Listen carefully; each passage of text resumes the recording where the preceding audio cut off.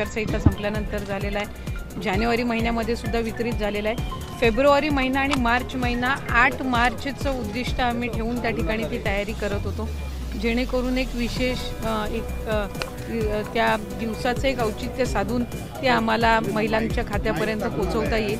त्याच्यामुळे टीका तर या योजनेवर सुरुवातीपासून होतच आलेली आहे आणि त्या टीकेकडे फार लक्ष न देता महिलांच्या आयुष्यामध्ये सकारात्मक बदल करण्याच्या दृष्टिकोनातून ही योजना आम्ही यशस्वीरित्या राबवण्याकडे जास्ती लक्ष देत आहोत।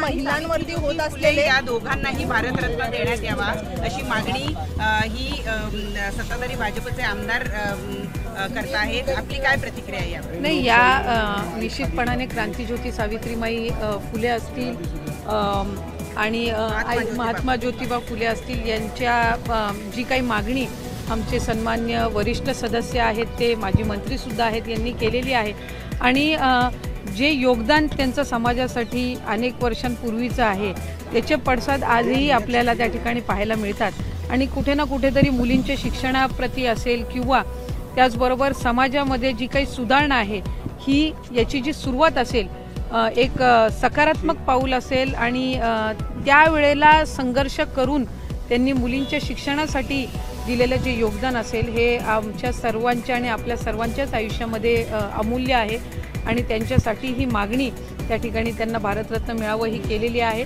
आणि निश्चितपणाने ही स्वागतार्हच आहे।